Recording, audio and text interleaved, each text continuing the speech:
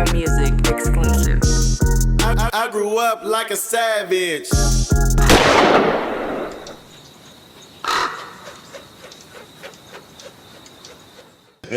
Now, what was the difference? Because I'm sure, was it any other female rappers then? Yeah. And what was the difference between, because you just was a standout and you was always up front and center with the guys. I was competitive. Like, I feel like most rappers, even to this day, females be always, my pussy this, I'm better than you, da-da-da. I'm like, I'm trying to out-rap these niggas. Yo, fuck about your pussy, what the fuck you talking about? And I think that's what the standout was. It's like, I was looking at it from a business standpoint, like, how do I be better than them to make everybody notice me versus better than her?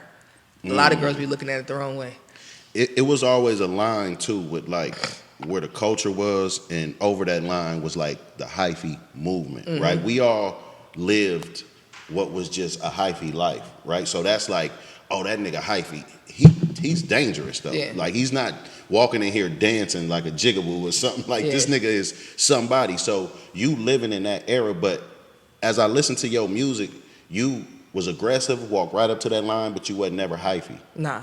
So I feel like if you look at debate, it's always been one essence of it that stayed there, which is the mob sound, right? So we had the mob sound, then we had hyphy. Then it went back to actually it went to punk rock. It was like a punk rock era. Niggas was doing the bands, and you had the Go Days, the Diligence and shit. Then right after that, DB and them came, and that was the mob movement again, right? But it was more aggressive. Now niggas talking about killing niggas and crazy shit. The first mob movement was more player. Niggas talking about fucking bitches, get money. Right. Then right after that, you had the fucking hipster era, which was the HBKs and shit. I didn't personally feel like I fuck with that, because I'm like, I can't. That ain't who I am. Okay. I come from this other side of the Bay. I don't, because you know the Bay is diverse. The cultures is different. So I was like, I got to get it back to what it was. And when I came in, I brought back the funk and the mob sound. That's why you was able to get the SOBs and whatever to come in, and it was fun again. But now I feel like we back to that ghetto. we at an all-time low right now. That shooter music, crazy that shit that right niggas now. like, you know, because I feel like the Bay, what made us always be fun is that niggas' music was fun. I don't feel like it's fun right now. It's hella dark.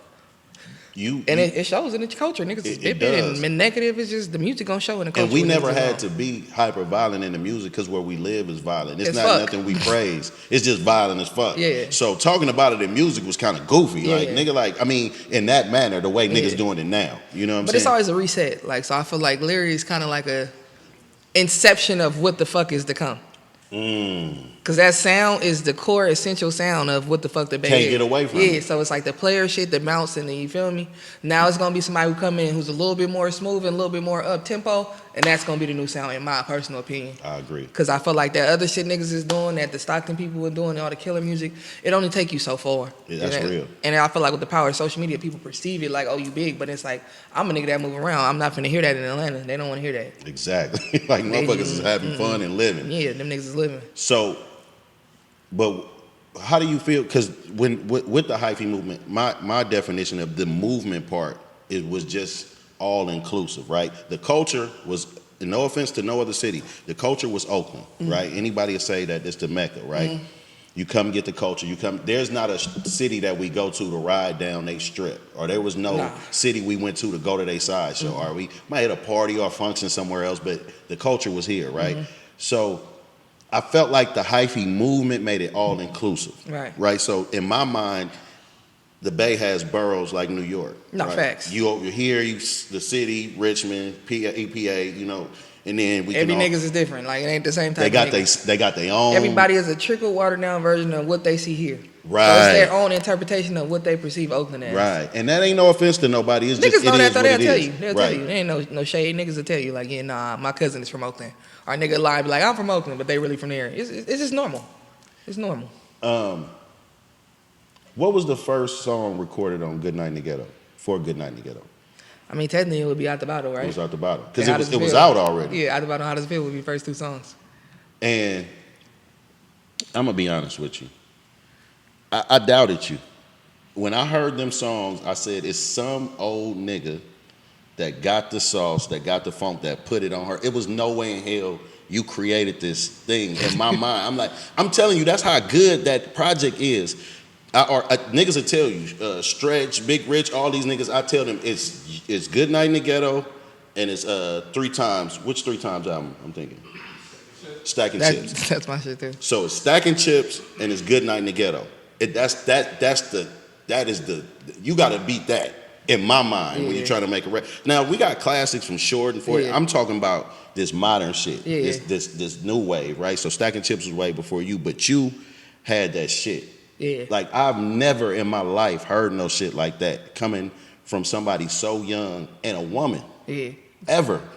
Like, how did you do that? Because for real, did you just like was The Chronic. I was like, shit. If a girl was on death row, what the fuck would it sound like? And that's just what the fuck a Good Night in the Ghetto was. Man, blood. That's why it's the interludes, all the shit. It was an album.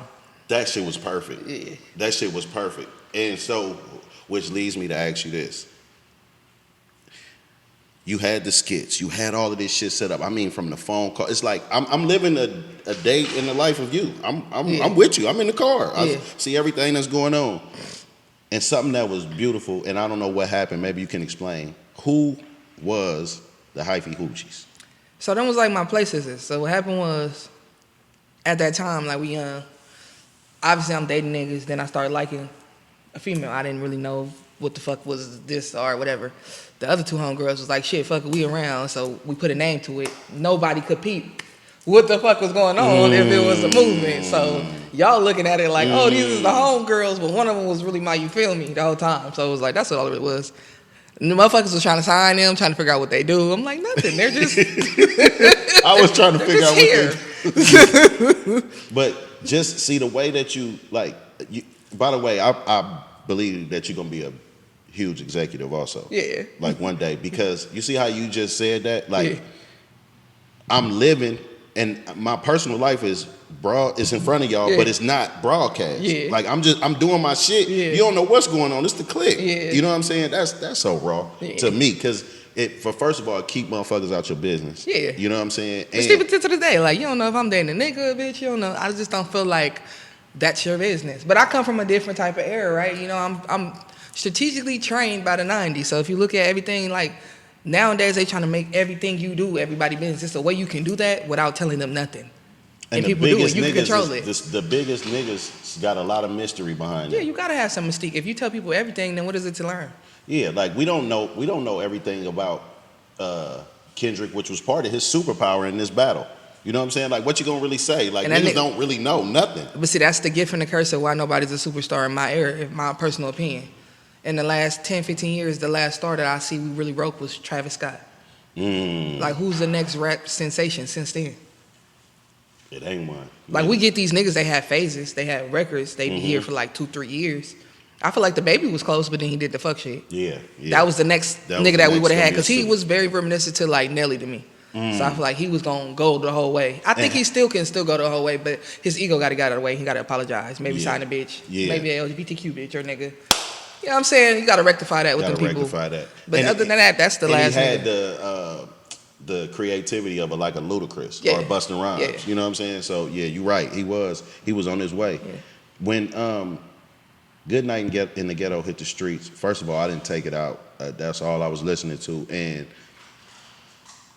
I seen people like scrambling, like to try to figure out what they was gonna do. Like, you really had motherfuckers shook. You know what I'm saying? I still feel like it's that way. I feel like it's just progressively people hide the way they hate.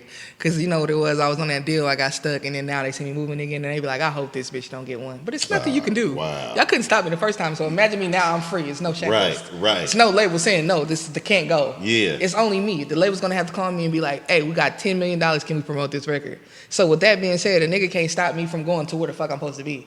The first time it was red tape there, you know what I'm saying? Yeah. So I feel like subconsciously everybody looking at it because they like, damn, this bitch fucked us up the first time, but we got our legs. Like, we was able to still do whatever the fuck. But I feel like still nobody could top what the fuck I did. Hell no. So I feel like just imagine what the fuck I'm gonna do. Like, that was a test run for y'all. Yeah.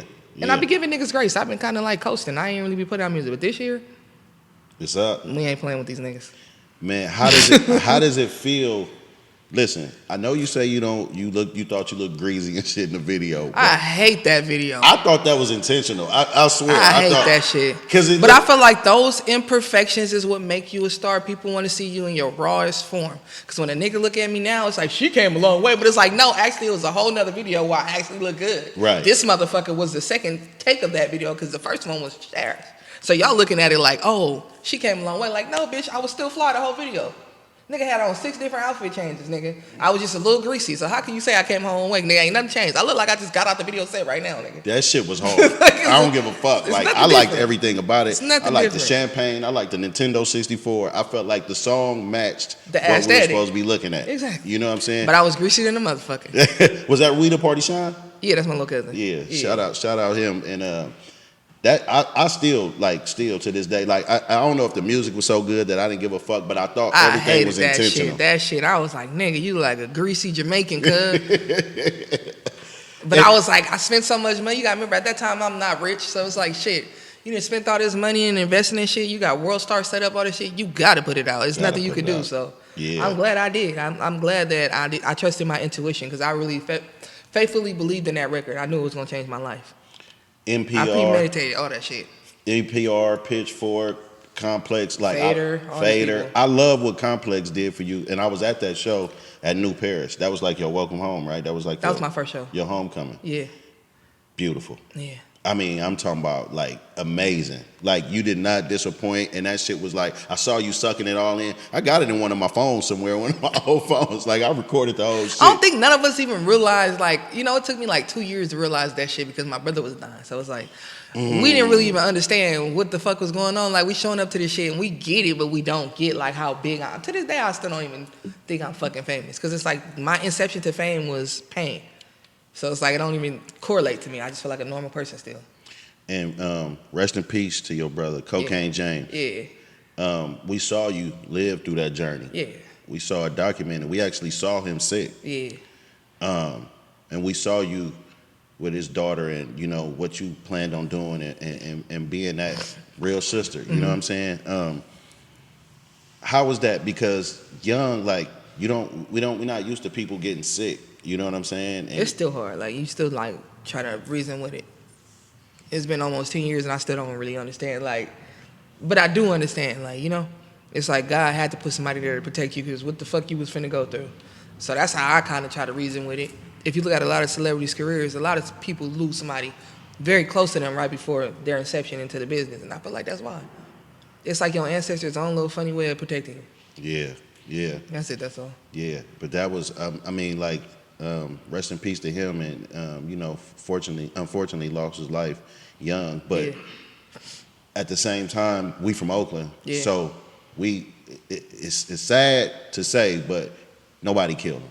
Nah. You know what I'm saying? Like we from where we from, we gotta acknowledge that. Like he didn't die to no violence. The crazy part about it, if he was still alive, I still don't think he would have died for nobody. Cause nobody want to kill that nigga. Yeah. That nigga was such a good time. You wouldn't want to kill that nigga. Yeah. That nigga be in the corner right now smoking some weed. Probably you be trying to tell that nigga put that shit out. Like that's the type of nigga he was. He just be like, oh my bad, bro. That type of nigga he was. I saw on something that somebody else passed away. I don't know if it was somebody named Kebram. Oh yeah. Was he murdered? Yeah. Okay. He was murdered. He was doing a robbery at a jewelry store in like Santa Rosa or some shit. Okay. Yeah. And rest in peace to him too. And it's so crazy as black people. Like this is partly why I started the podcast too, to humanize our experience, right? Because we're not inherently bad. Nobody just jump up and be like, fuck these niggas, I'm finna kill everybody. Everybody got a story and the experience that build up to that. And firsthand by being in foster care that this niggas in there that lose it right there. Yeah, you know what I'm saying? Like they not strong like you was. Nah. I mean, I wasn't always strong, nigga. It was nice. It was plenty of nights I cried. I'm like, I want to go home. I'm just crying. I want to go home. And I feel like it left me traumatized to the point I peed in the bed till I was like 12 or 13. Because your nervous system doesn't understand, like, this is your new life. That's what I'm telling you. Like, a child, you can't just pull them from here to there. So I don't think that should be a normal thing for no children. Nah, it shouldn't be. And I actually know a lady that had one of them, like, 24-hour places where you could just drop the kid off in the middle of the night. A little daycare here. Yeah, like, and so she dealt with that. Like, it was always a new kid coming in every night with just issues. Yeah. You know what I'm saying? So I've seen it firsthand also. That's PTSD, because it's like a child is naturally attached to them. It's even like cats and shit, right? I'm buying a cat right now. I kind of feel bad. Because, like, this cat is coming from where it's coming from. You throwing this motherfucker in my house. In the environment. You gotta figure out who the fuck I am. Like, bitch, who are you? Like, you in a whole new country. When you wake up to get something to drink, like, nigga, what you looking at? Like, what's happening? He looking at you like, bitch, who the fuck are you? Like, it's the same shit when you take a kid into a foster care. It's like, we be snatching these animals from their parents and they barely, you feel me? They like 3 months, 4 months, and you just snatching it. Now you're raising it. That's the same shit with foster care. They be snatching these kids out these houses, trying to put them in an environment where they can get the most money from them. It ain't really about who you gonna be or who you are. It's about how much are you worth. Right. What can I get from out of you right now? You know, Right. all these stipends and shit they giving these kids and shit, and it's like the kid don't see that. Kids don't. I didn't experience it. We don't see none of that. We still dusty. Hair ain't none of that shit. Fucked up. They mad at you because you peeing in the bed. Bitch, I don't know you. I'm traumatized. Yeah, like I'm fucked up. Yeah, what the Put fuck? some plastic on this motherfucker. Call it a day. Man, you know, I wanted to say this about Good Night in the Ghetto too. It was ranked 21 out of 50 top West Coast albums of all time. Like, how did that make you feel? Like I feel like I deserve way more than that. Honestly, I don't feel like before it was me, nobody on the West Coast did what I did. It was no female rappers. We only had like Yo-Yo. Yo-Yo's the only and one. Sugar T. Yo-Yo's Conscious Garters, that's Conscious it. So Garters. it's like, for me to come and do Double XL, get the record with Drake, all this shit, I was hella undermined, but I feel like it was the label shit. Oh, I got to tell you this, because you never said this in no interview. Oaktown 357 was powered by MC Hammer. Yeah. So default, they was getting, you know what I'm saying? But they had to. But that wasn't even rappers, that was singers. Yeah. They tried to have some fake little type. That was some singers, though. yeah. Yeah, so I'm like, shit, I feel like they be undermining the shit out of me. But Nah, they do. I feel like it's very honorable to be on that list, though. Because I don't feel like, the only person from the West Coast that's a female that I feel like is actually as dope as me is Doja Cat. You can't undermine that. That's a machine. So it's like, other than that, I don't feel like nobody can really go toe-to-toe for me. I watched the progression of rap and watch it evolve, and I'm just gonna be honest with you, like, you the queen of this shit. Like, you embody what when I watch I Wanna Be Down video. You know what I'm saying? When I see MC Light and I see Yo-Yo and I see Queen Latifah, when I see Ladies Night and I see Missy Elliott, and look, like, you embody everything. It's like they worked hella hard. Yeah. For you to be this. Yeah, no, for real. And now it's going backwards with everybody else. Yeah. It's like they taking everything off. Yeah. You know what I'm saying? Queen Latifah's like, who you calling a bitch? Now I'm that bitch. You know what I'm saying? Like, you know what I'm saying? So it's going backwards. So that's why I think, just as a hip hop fan, fuck that Oakland, West Coast, just as a hip hop fan, if they don't love Kamaiyah, they don't love hip hop. Yeah, no, I feel like a lot of the older people love me for that, because I feel like I'm a little bit of both. One day I may be Missy, next day I may be Lil' Kim. Shit, that's why you got songs like Niggas. Like, it just depends on what mood I'm fucking in. I don't try to be one person, because I feel like humans are imperfect people. And we are prone to change. So life is just hypocritical in general, because who you are today, you ain't gonna be tomorrow. So shit, I live like that. I couldn't, back in the day, I couldn't listen to Lil' Kim hardcore. That's crazy. I'm a nigga, but it was too much for me. I couldn't listen. But it was too it was nasty. the lyrical. That's what I'm saying. The shit she's talking about. Like, I don't feel like a man would feel like that. I feel like The Brat is where y'all started listening, because it was very unisex. There was nothing that was gender bender in there. It was straight nigga, I'm fly, I'm smoking weed, what we doing, let's go. It was nothing about I'ma suck your dick in your balls, and you feel me? That's what it was. We listen to Lil' Kim from the moment. I used to be scared of the dick. Yeah. Now I throw lips to the shit. That's like the first, second song on the album. So you like, hold on, wait, what the fuck? What the fuck is going on? Yeah, that's real shit. You so your introduction to Sycamore was because he was here working on his music. Nah, so Sycamore was here because YG was working on the album. Okay. And he was actually gonna do a big deal with HBK at Epic. But in the whispers of that, he was like, who the fuck is this bitch? And he was like, I've never done this before. I've never met an artist off the street and wanted to sign them. But you, I think you could go the long way. So I'm going to believe in you and take you where I take you. He kept his word, shit. He took me on one. And you signed to Interscope through 400. Yep. And I was really supposed to sign to Atlantic, but I always wanted to be on Death Row. So I was like, fuck it. Let's do it. We thugging. You a real nigga. Yeah, I was like, fuck it. Fuck Atlantic. And Atlantic was cool to them motherfuckers. They was rolling out the car. We gonna do this for you. We gonna do that. We gonna put you on tour with Kodak. Say I just signed Kodak, Uzi, and some people. They was like, we gonna have this tour. We gonna put you on tour with them. We got this whole vision for you. And then I was like, the ghetto. Niggas, weed, red bandanas. Let's go over there. Now, I heard you compare it, and even seeing you reunite with YG, so I've heard you reference this a million times, Death Row. Now, that for sure was like the modern Death Row. Yeah. It was definitely like the modern Death Row when we was over there. It was fun in the beginning, and then it wasn't fun. Rest in peace to Slim 400, too. Slim, yeah, for sure. But So over there, it ran? Is that what you're saying? It was ran like that? Because I would assume the queen is coming. This is just my assumption. Yeah, I don't think this was the experience, but if you walk in, this is 400. The queen is walking in the room. We need to figure this shit out. Nah, the niggas was very respectful. Yeah. Them niggas is very, to this day, we all still like family. I mean, even creatively. Like, was you able to do you? No. From Interscope or 400? 400. It was Interscope. Really? Yeah, YG just, he didn't get it. So he's one of those people that he wants you to do shit that he wants to do. So if I can't do it or be a part of it, it ain't coming out. And that's just all it really is. He's like that with all his artists. That's why all of them leave. It ain't just me. Think about how many people that came and left since me. So it wasn't Interscope. Interscope was like, what we doing? We ready to go. And they asked him, he'd be like, no, I don't know. But the label would be like, shit, we ready to stand behind whatever the fuck she want to do. But at that time, I wasn't understanding. I was going off on Interscope thinking it was them. Then I had to go to a couple meetings. I'm like, wait, hold the fuck up, nigga. It's you. Yeah. I'm cussing out the wrong motherfuckers here. Actually, you're cool. Fuck you. Yeah. Do you think that was what he was taught in the game? Nah, I just think he just don't know. Just his way. You got to understand when people come in the game and people curate your career and you think it's other things, I feel like now he's understanding it because the game is so much different and he has to do everything. He's like, all right, now I see a nigga. I had it made when I was on Def Jam. Right. And this nigga was taking my shit to radio. And this nigga was doing this. And this nigga was helping me in the studio, Sycamore A&R. You know what I'm saying? Like, he sees that the difference between me and everybody else is when I came out, I didn't need no A&R. I didn't need nobody to tell me how to dress. I didn't need nobody to create my creative fucking shit for my videos. It was just all me. So he's trying to figure out, all right, what do I do? Nigga, you just stand there and let her do her. Right. He didn't want to do that. Right. He wanted to, oh, no, you got to do this. You got to do that. You got to, it's like, nah. Just support me in my vision. If I fail, that's all I say. I'm like, nigga, let me promote a single at radio. If I fail, nigga, I'll give you grace, nigga. The next one, you can have at it, 100%. Yeah. Just give me that chance to believe in myself and my art and go at the radio. But I never got to get that opportunity. And I'm going to be honest with you, especially after Pi, I'm selfish. So when you went, I was like, oh, shit. Okay, let's see how this worked. And then, you know, it was like I wasn't getting the same feeling. Nah. I wasn't getting the same feeling from the music, and I was feeling like, I don't know if I felt like you were changing, and I know the industry is weird. Yeah. The industry, it felt like you were changing. I feel like I was. I wasn't myself. I couldn't even create music at one point. I couldn't even hear melodies, nothing. Because I was just in a depression. It's like, this ain't what I signed up for.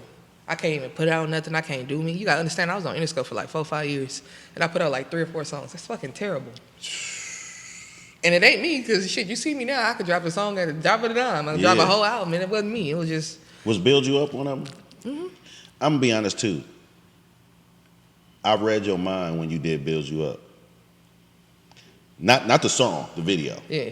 Because I said, every nigga want to shut down Grand Lake together. Nah, I wanted the video... That's in everybody's mind. And Now, I'm tell you what it was. I wanted to make a video in Oakland look like New York. So that's why we on the board. Yeah. We down there. We got the old cars. It looked like a New York video. No, it's hard, though. Rocky seen me. Rocky was like, I seen this fucking video. It's fucking dope. You got the Beamers. You got the da-da-da-da. Yeah. Because they looking at it like, where the fuck is that? Right. I made them go, what the fuck is this? Right. But that was the whole point. I wanted it to look like we was at the pizza place, like you in New York, eating the slices of pizza. We had pizza, man. Everything about that video was like, let's make a New York video in Oakland. Yeah.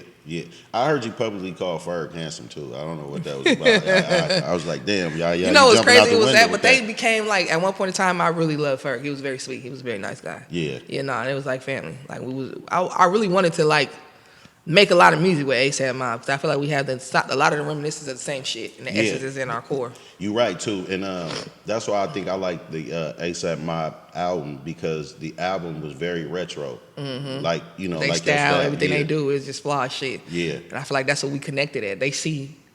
Because even Ferg, he be like, yo, you like our fucking Missy. Like, you supposed to be doing the hot boy shit. Like, he always be like, what are you doing? And I'm like, I don't think y'all understand. It's not fucking me. I can't do shit. Right. Free me. What do you niggas come save me from this shit? Now, it's been talked about before, and I'm actually mad you've been to other platforms, because I waited like 10 years to ask you that. But you swapped out songs with YG. Yeah. So Why You Always Hating? Yeah. Was originally your song. Yeah. And Fuck It Up was originally his song. It worked out, though, for both. Absolutely, 1,000%. I own mine, he don't own his.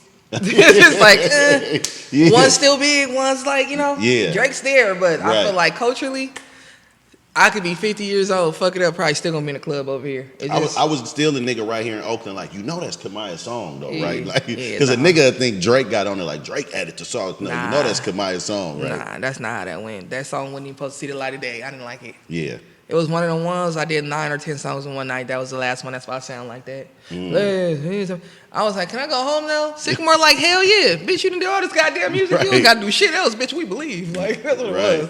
it was. What was being in LA like for you? You got a plaque for that too, right? I just got them, honestly. It took me years. To For why you always hate get it took me years. Why'd you did not give me that plaques? He used to be like, tell the label to get it. Nigga, you are the label. What the fuck? And Stay on blue. They all blue. I'm just trying to stay racked up like you. Put an 8 in a 1 and do magic. Tryna stretch hair on like elastic. Eco-friendly drug dealer, I don't waste no plastic. Use all 4 corners of that baggie. All I ever wanted was a bankroll. So I pull up on Champ before the bank close. Say no to stank hoes and stank clothes. No paramedic pimpin', nigga, we don't save hoes.